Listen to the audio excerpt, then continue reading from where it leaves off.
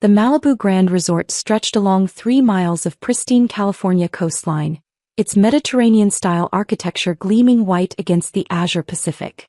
Palm trees swayed in the ocean breeze, and the infinity pools seemed to blend seamlessly with the horizon.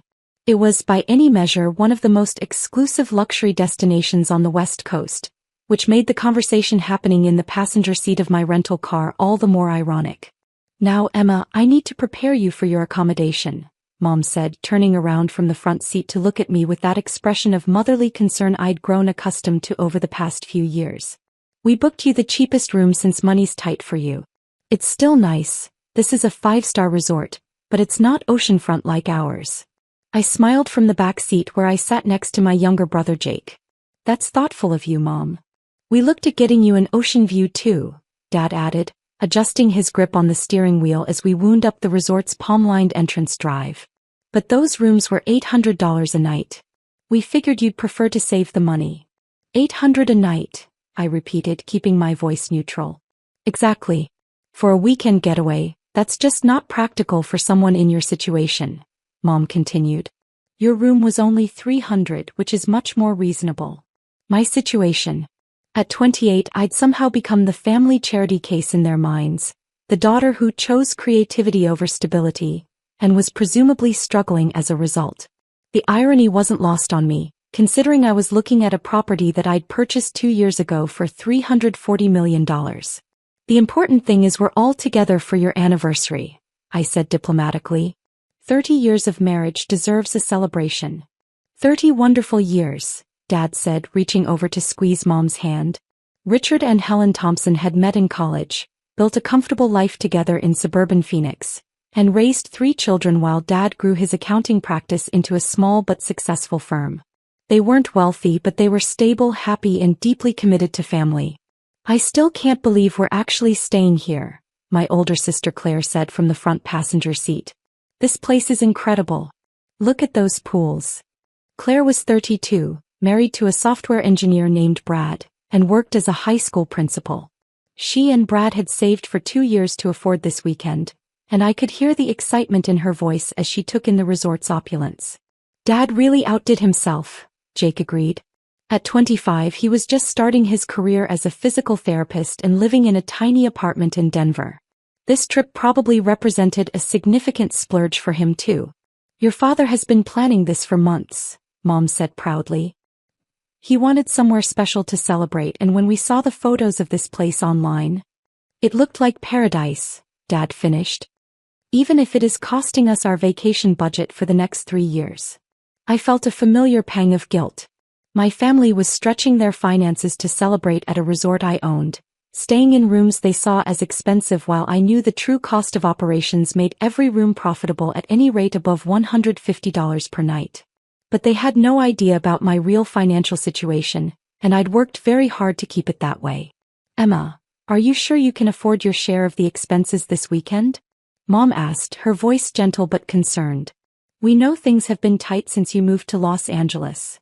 "Things have been tight," was their interpretation of my lifestyle choices. I lived in a modest apartment in Santa Monica, drove a 5-year-old Honda, and worked from home doing what they understood to be freelance graphic design.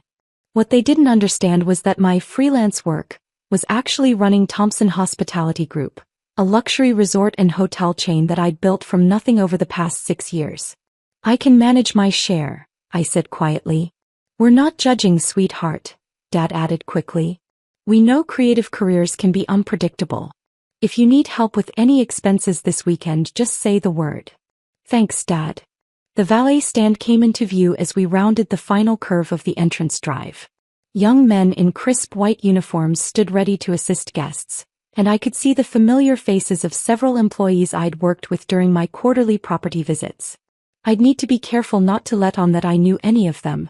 "Would you look at this service?" Claire marveled as a valet approached our rental car. "They have more staff than guests." "That's how you know it's a quality establishment," Mom said approvingly. "Proper attention to detail." If only she knew that I'd personally approved the staffing levels and service standards that impressed her so much. The Malibu Grand operated with a 3-to-1 staff-to-guest ratio, which was one of the highest in the industry. It was also one of the reasons the property commanded premium rates and maintained occupancy levels above 95% year-round. "Good afternoon and welcome to the Malibu Grand," the head valet said as we climbed out of the car. "Checking in today?" "Thompson party," Dad said proudly. "We have reservations for the weekend." "Excellent. Miguel will take care of your luggage and the front desk is straight ahead through the main lobby." As we walked toward the entrance, I noticed Mom taking mental notes of every detail: the perfectly manicured landscaping, the gleaming marble floors, the fresh orchids in every arrangement. She was clearly excited to be staying somewhere so luxurious, which made me both happy and sad. Happy that she was enjoying the experience, sad that she had no idea her daughter had created this experience specifically for guests like her. The lobby of the Malibu Grand was designed to take your breath away, and judging by my family's expressions, it was working. Soaring ceilings, floor-to-ceiling windows showcasing the ocean view, comfortable seating areas arranged around a massive fireplace, and the kind of understated elegance that whispered rather than shouted about luxury.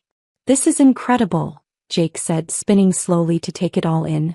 "Emma, have you ever stayed anywhere this nice?" "Once or twice," I said, which was technically true.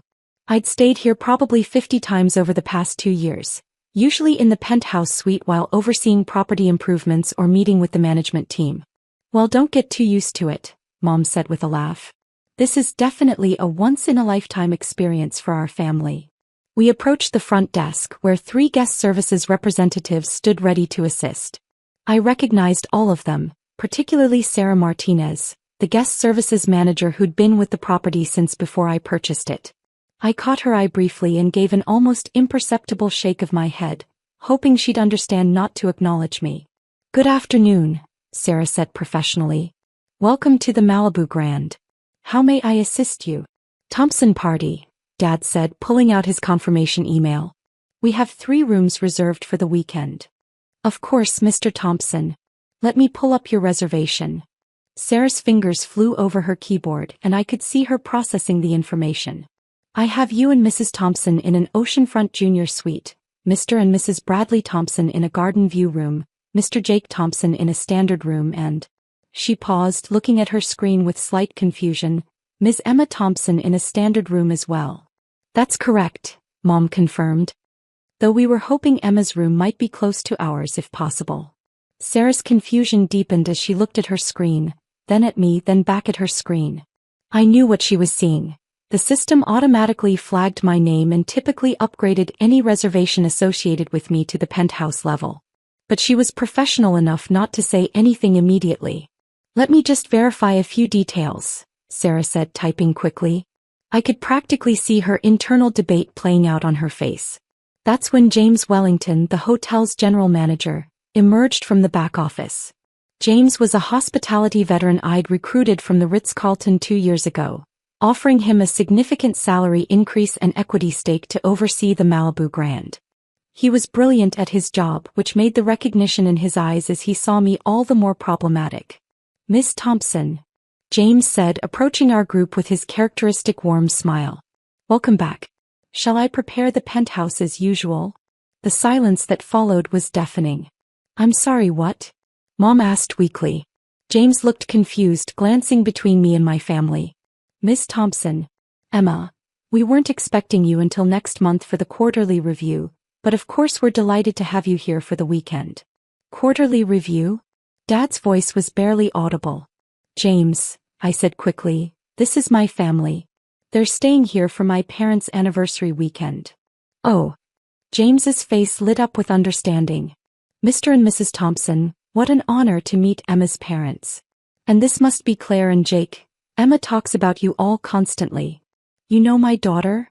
Mom asked, looking back and forth between James and me. "Yo her." James laughed. "Miss Thompson owns the Malibu Grand. She owns our entire resort chain actually. Thompson Hospitality Group. Surely you knew that." The lobby seemed to tilt around us. I watched my family's faces go through a series of expressions: confusion, disbelief, shock, and something that might have been recognition. "Emma owns this hotel?" Claire whispered. "This hotel and 17 others," James confirmed proudly. The Thompson Hospitality Group is one of the fastest-growing luxury resort companies in North America. Emma built it from nothing in just 6 years. From nothing, Dad repeated slowly. Well, almost nothing, James continued, clearly not understanding that he was revealing information my family had never heard before. Emma started with that one small bed and breakfast in Napa Valley, then expanded to...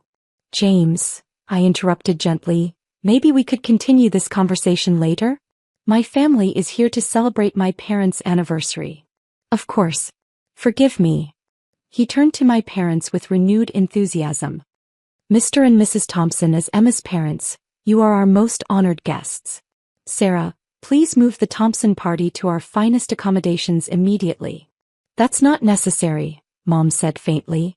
Oh, but it absolutely is, James insisted. Emma, should I prepare the presidential suite for your parents? And the executive oceanfront suites for Claire and Jake? Mom, Dad, I said carefully, why don't we get you settled in your room first and then we can talk? But Dad wasn't moving. He was staring at me like he'd never seen me before. Emma, do you actually own this resort? I own this resort and 17 others across California, Arizona, Colorado, and Hawaii, I said quietly. Thompson Hospitality Group is my company. Your company, Jake repeated in a daze. Which I built over the past 6 years, starting with a small property in Napa that I bought with savings from my previous job. Previous job? Claire asked weakly. I worked in hotel management for Marriott right out of college. I saved every penny for 4 years, learned the business inside and out, then bought a failing bed and breakfast for $800,000. $800,000, Mom whispered. Which I turned into a boutique luxury property, then used the profits to buy the next property and the next one until I'd built what you see today. James was beaming with pride. Emma's properties are consistently rated among the top luxury resorts in their respective markets. The company's annual revenue exceeds $400 million. $400 million, Dad said, sitting down heavily in one of the lobby's leather chairs. This year we're projecting $470 million, I corrected. But James, my family doesn't need to hear the business details right now. Of course not, he said, though he was clearly excited to talk about the company's success. Sarah, let's get the Thompson family upgraded immediately. Emma, will you be staying in the penthouse? I'll stay wherever my family is comfortable with me staying. The penthouse it is, then. Sarah, move everyone to the top floor. The Thompson family deserves our finest accommodations. As Sarah worked on the computer, frantically rearranging reservations and upgrades, my family continued to stare at me in various states of shock. I need to sit down, Mom said, joining Dad in the nearby seating area. I need to process this. Take your time, I said, sitting across from them. I know this is a lot. A lot. Claire sat down too, her voice rising slightly. Emma, you've been letting us worry about your finances for years while you secretly owned a hotel empire? I wasn't secretly owning anything. I just didn't advertise it. You let us think you were struggling, Jake said, his voice a mixture of hurt and amazement. Mom and Dad have been worried sick about your career, your finances, your future. I know, I said softly. And I'm sorry about that. But why? Mom asked, tears starting to form in her eyes. Why let us think you were barely getting by when I'm successful? I finished. Because I wanted you to love me for who I am, not what I've achieved. Because I wanted to build something that was completely mine, without anyone being able to say I succeeded because of family money or connections. We don't have money or connections in the hotel industry, Dad pointed out. Exactly. Which is why I knew that whatever I built would be entirely my own accomplishment. Sarah approached our seating area with a set of key cards. Mr. and Mrs. Thompson, I've moved you to the presidential suite on the top floor. Mr. and Mrs. Bradley Thompson, you're in the executive ocean suite. Mr. Jake Thompson, you're in the deluxe ocean suite. And Miss Thompson, the penthouse is ready for you. The penthouse, Claire said numbly, accepting her key card. It's our finest accommodation, James explained proudly. 3 bedrooms, private infinity pool, dedicated staff, panoramic ocean views. Emma designed many of the amenities herself. You designed hotel amenities? Dad asked. I've been involved in every aspect of the business, I said. Property acquisition, renovation, design, operations, marketing, staffing. When you own the company, you learn everything. And the bed and breakfast in Napa? Mom asked. That was real. The Vineyard House. I still own it, though it's much different now than when I bought it. Completely renovated, expanded. Now it's a 20-room boutique resort that books out a year in advance. 20 rooms, Jake repeated. The Malibu Grand has 180 rooms and suites, James added helpfully. It's our flagship property. Dad was shaking his head slowly. Our daughter owns the flagship property of a $400 million hotel company. Our daughter, who we booked into the cheapest room because we thought she couldn't afford anything better, Mom added, starting to laugh despite her tears. To be fair, you couldn't have known, I said gently. I worked very hard to make sure you wouldn't know. But why? Claire asked again. Why hide something this incredible? I looked around the lobby of the hotel I'd purchased, renovated, and turned into one of the premier luxury destinations on the West Coast. Through the floor-to-ceiling windows, I could see guests enjoying the pools, the beach, the gardens that I'd personally approved. This was my world, my creation, my life's work. But for 6 years, I'd kept it separate from my family because I'd been afraid they'd see me differently. Because I was 22 when I bought my first property, I said finally. I was young, inexperienced, and terrified. I didn't want family expectations or opinions or advice. I needed to figure it out on my own. And you did figure it out, Dad said proudly. You built something extraordinary. But at what cost? Mom asked. You've been essentially living a double life for years. Not a double life. Just a private one. Emma, Claire said seriously, we've been worried about you constantly. Every family dinner, every phone call, we talk about how concerned we were about your career prospects, your financial stability, your future. I know, and I hated that you were worried. But I also knew that if I told you about the business, everything would change. You'd start giving me advice, connecting me with people you thought could help, treating me like a successful businesswoman instead of just, Emma. You are a successful businesswoman, Jake pointed out. But I'm also still your sister. Still the person who puts ketchup on everything and cries at commercials and calls Mom every Sunday to complain about dating. You complain about dating to a woman who thought you couldn't afford to go on dates, Mom said wryly. James had been listening to this exchange with growing understanding. Emma, would you like me to give you and your family some privacy? I can have the concierge staff handle any needs you might have. That would be great, James. And thank you for being so professional about this situation. Of course. Mr. and Mrs. Thompson, again, welcome to the Malibu Grand. Please don't hesitate to contact me personally if there's anything we can do to make your anniversary celebration perfect. After James left, we sat in comfortable silence for a few minutes, watching other guests move through the lobby, enjoying the space I'd created. So, Dad said eventually, what happens now? Now you know the truth. And hopefully we can enjoy your anniversary weekend without any more surprises. Any more surprises? Claire laughed. Emma, you've just revealed that you're a multimillionaire hotel mogul. I think we've hit our surprise quota for the decade. Multimillionaire. I considered this. I suppose that's technically accurate. How multimillionaire? Jake asked. I pulled out my phone and opened my net worth tracking app, something I checked religiously but had never shown to another person. As of this morning, my personal net worth is $127 million. The business is valued at approximately $890 million, but I only own 73% of it since I brought in investors for expansion capital. The silence that followed was absolute.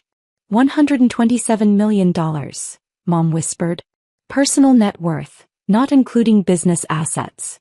And you've been living in that tiny apartment in Santa Monica, Claire said. It's not tiny, it's efficient. And it's actually a penthouse with an ocean view, but yes, I live modestly because I prefer simplicity. You prefer simplicity, Dad repeated. You own 18 luxury resorts and you prefer simplicity. The resorts are for guests who want luxury. I'm not a guest, I'm the owner. I need efficiency, not opulence. But you could have anything, Jake said. Literally anything you wanted. I have everything I want. I built a business I'm passionate about, creating experiences that make people happy. I have financial security, professional respect, and work that challenges me every day.